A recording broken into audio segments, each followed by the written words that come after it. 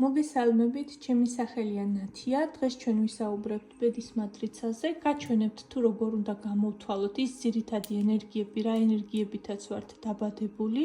მე ვარ ნატალია ლაძინის სკოლის მოსწავლე. ის არის ბედის მატრიცის დამფუძნებელი. მან მოიტანა მსოფლიოში ეს უნიკალური ცოდნა ბედის მატრიცის შესახებ და მე ვარ ძალიან ბედნიერი, რომ ვარ მისი სკოლის მოსწავლე. მეთოდი დაფუძნებულია 22 ძირითად ენერგიაზე, ეს არის სამყაროს შექმნის აგებულების 22 თვისების პრინციპი. ამის შესახებ ცოტა მე მოგიყვებით უფრო ვცლად, როდესაც დავიწყებთ უკვე უშუალოდ გამოთვლებს. მოიმზადეთ საწერი კალამი, ფურცლები და ჩემი დაბადების თარიღი 27.10.1992 და ჩემი დაბადების თარიღის მაგალითზე თქვენ შეგიძლიათ რომ გამოთვალოთ თქვენი ძირითადი ენერგიები გავიქოთ. სანამ დავიწყებთ უშუალოდ გამოთვლას, გვჭირდება რომ ავაგოთ გეომეტრიული საკრალური ფიგურა. ამასაც აქვს ძალიან დიდი მნიშვნელობა თუ რა თანმიმდევრობით ავაგებთ. იმისათვის რომ ავაგოთ ჩვენი რუკა, ანუ ძირითადი გეომეტრიული ფიგურა, ამისათვის გვჭირდება 2 კვადრატი, პირდაპირი და დიაგონალური, ასევე პირდაპირი და დიაგონალური ჯვრები, რომლებიც მოთავსებულია უკვე თვითონ ამ კვადრატებში. პირველი სწორი კვადრატი და ამ სწორ კვადრატზე იგება შემდგომ დიაგონალური კვადრატი და თავსდება სწორი და დიაგონალური ჯვრები. აგიხსნით რატომ? მოკლედ, რატომ არის მნიშვნელოვანი რომ დავხაზოთ ჯერ სწორი კვადრატი?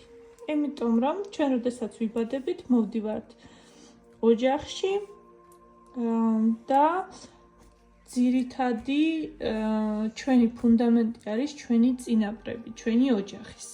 და ეს ფუნდამენტი ამ კვადრატზე, სწორ კვადრატზე იგება ჩვენი წინაპრების ენერგიები, თუ რა კარმული დავალებები გვაქვს ჩვენი წინაპრებისგან, რა ენერგიები მივიღეთ და აქედან გამომდინარე იხაზება პირველი ჩვენი სწორი კვადრატი. შემდგომ უკვე ზედ ედება ჩვენი პირადი ენერგიები, ანუ რადგანაც ჩვენ მოვდივართ ოჯახებში და ჩვენი ფუნდამენტი არის ჩვენი წინაპრები. ამის შემდეგ იდება უკვე ჩვენი პირადი კვადრატი და პირადი ენერგიები და იხაზება სწორი ჯვარი და დიაგონალური ჯვარი. რას ასახავს სწორი ჯვარი? ეს ასახავს ჰორიზონტალური, ნიშნავს იმას, რომ ეს არის ცის ხაზი, ნიშნავს, რომ ეს არის ჩვენი სულიერი ცხოვრება, გამოხატავს ჩვენ აურას და გრძნობელობას. თუ რა სულიერი გამოცდილებები გვაქვს დაგროვილი, ან რა გვაქვს გამოსასწორებელი.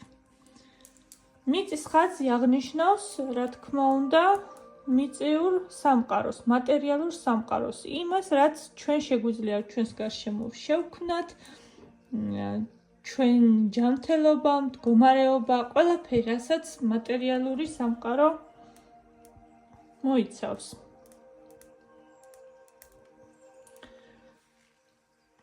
ეს არის მამის ხაზი და დედის. გავიგეთ ხომ აზრი, რატომ იხასება ესე ჩვენი საკრალური გეომეტრიული ფიგურა.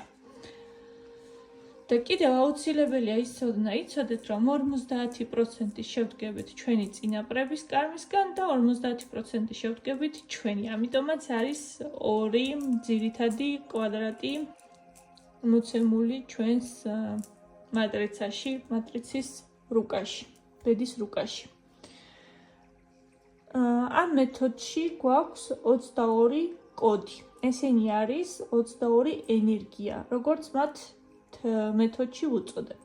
ეს 22 ენერგია წარმოადგენს ცხოვრების 22 ხარისხს, 22 გამოვლენილ თვისებას, რომლითაც მიმდინარეობს ყველა პროცესი, როგორც ადამიანის შიგნით, ისე გარეთ სამყაროში და სოციალურ ცხოვრებაში. ანუ მთელი სამყარო აგებულია სწორედ ამ 22 თვისების პრინციპზე. თავდაპირველად მატრიცა უკავშირდებოდა ტაროს მაღალ არკანებს და იყო მიღებული ის, რომ თქვათ ეს 22 ენერგია აღნიშნავდა ტაროს არკანების ენერგიებს. ნატალია ლაძინის ბედის მატრიცის შემქმნელს ჰქონდა ერთ-ერთი ღრმა მედიტაციის დროს ხილვა, მიიღო ინფორმაცია, რომ ეს 22 ენერგია არის მთელი სამყაროს აგებულების თვისების ენერგია და პრინციპი და არანაირი კავშირი არ აქვს ტაროსთან, სანამ ტარო იქნებოდა, მანამდეც არსებობდა უკვე ეს 22 ენერგია. და ზუსტად ამ 22 ენერგიის პრინციპზე იყო შემდგომ უკვე ტარო შექმნილი. ამიტომ გაიმიჯნა უკვე ეს აზრი, რომ ეს 22 ენერგია არის 22 არკანი, ეს არის უბრალოდ სამყაროს კანონების ენერგია. დავიწყოთ. პირველი, როგორ გამოვთვალოთ ჩვენი პირველი ენერგია, რომელიც მოთავსებულია მარცხენა მხარეს. 27, 2 + 7 გვაძლევს მე-9 ენერგიას. რადგანაც მატრიცაში გვაქვს მხოლოდ 22 ენერგია, ამიტომ ყველა ციფრი, რომელიც არის 22-ზე ზემოთ, 23-დან იკრიბება. 23 იქნება 5, 24, 6 და ასე შემდეგ. ამ შემთხვევაში მე-9 ენერგია მიიღება მეორე და მე-7 ენერგიების ჯამით. 22 ენერგიის ზემოთ თითოეული ენერგია ითვლება უკვე რთულ ციფრებად, რთულ ენერგიებად. ეს არ არის სუფთა ენერგია 9-ის, არამედ 2-სა და 7-ის ჯამი. აქედან გამომდინარე, მეორე და მე-7 ენერგიები ახდენენ ამ მე-9 ენერგიაზე, პიროვნულ თვისებებზე გავლენას. ანუ მარცხენა მხარეს იწერება ჩვენი დაბადების რიცხვი. შემდგომ მოდის უკვე თვე. რადგანაც სულ გვაქვს 12 თვე, აქ არაფერს არ უკრებავთ, პირდაპირ თვე გადაგვაქვს ზემოთა წერტილში. მესამე არის უკვე ჩვენი დაბადების წელის ჯამი. ჩემ შემთხვევაში მაძლევს 21-ს და ვწერთ მარჯვენა მხარის კუთხეში.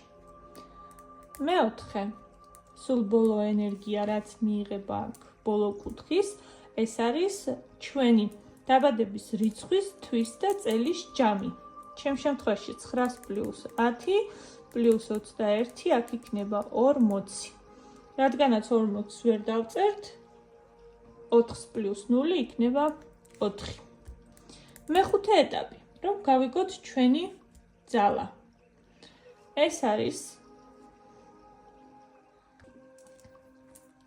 ყველა ენერგიების ჯამი. 9 + 10, 21, 4. აქ ჩემ შემთხვევაში მივიღებ 44-ს და 44-ის ჯამი იქნება 8. ჩემი ცენტრალური ძალა არის მერვე ენერგია. ეს არის ჩემი პირადი ენერგიებით გამოთვლილი. შემდეგი ეტაპია უკვე გამოვთვალოთ ჩვენი წინაპრებისგან მიღებული ენერგიები. მეექვსე ეტაპი. გარე კუთხეების, ანუ 9 + 10. მათი ჯამი იქნება 19. შემდგომ უკვე 10 + 21. აქ ვიღებ 31-ს და ჯამში იქნება მეოთხე ენერგია. მერვე ეტაპი 21 + მეოთხე ენერგია. აქ იქნება უკვე 25 და ჯამში მე-7 ენერგია. მე-9 ეტაპი 9 + 4, 13, მე-13 ენერგია. და ასევე ამ კვადრატის, ანუ წინაპრების ცენტრალური ძალაც შეგვიძლია რომ გამოვთვალოთ, თუ რა ენერგიას გვაძლევს შემდგომ უკვე წინაპრები. ეს იქნება 19 პლუს 4 პლუს 7 და პლუს 13.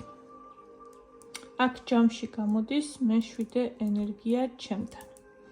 800 პლუს 7 კი გვაძლევს მე-15 ენერგიას. ეს მე-15 ენერგია არის უკვე მთლიანი ძალა და გლობალური პროექტებისთვის განკუთვნილი ენერგია.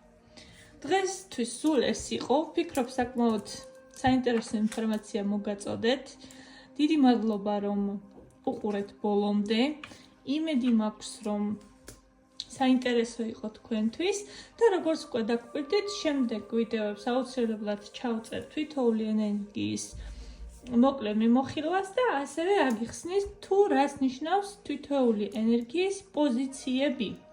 რაც არის მნიშვნელოვანი პირველ ეტაპზე მაინც რომ ზოგადად ჩვენი მატრიცის შესახებ, ჩვენი ბედის რუკის შესახებ ვიცოდეთ.